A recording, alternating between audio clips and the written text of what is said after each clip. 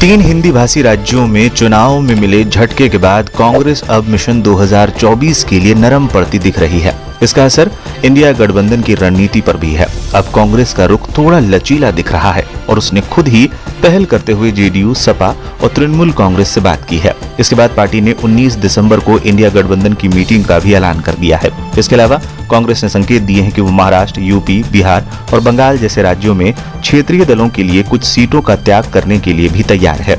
इन सभी राज्यों में कांग्रेस यदि गठबंधन में आती है तो वो जूनियर पार्टनर के रोल में रहेगी। ऐसे में वो इन राज्यों में त्याग के लिए तैयार है। कांग्रेस सूत्रों का कहना है कि 19 दिसंबर को सीट शेयरिंग पर बात होगी और कॉमन एजेंडा तैयार किया जाएगा। इसके अलावा संयुक्त रैलियों पर भी प्लान बनेगा। फिलहाल कांग्रेस ने जेडीयू, सपा और टीएमसी से बातचीत शुरू की है।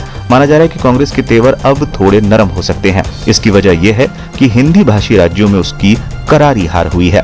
कांग्रेस ने इन राज्यों में चुनाव से पहले सीट शेयरिंग की चर्चा को टाल दिया था। तब माना जा रहा था कि इसके पीछे कांग्रेस की रणनीति है कि वो इन राज्यों में जीत के बाद अपनी बार्गेनिंग पावर बढ़ाना चाहती है। हालांकि उसकी रणनीति पर पानी फिर गया जब राजस्थान और छत्तीसगढ़ में सरकार चली गई और मध्य प्रदेश में उसकी वापसी की उम्मीदें धरी रह गई। इन नतीजों के दिन ही कांग्रेस ने अगली मीटिंग का ऐलान कर दिया था, लेकिन नीतीश कुमार, अखिलेश यादव और ममता बनर्जी ने पहुंचने से इनकार कर दिया था। इसके बाद नई तारीख 19 दिसंबर तय की गई।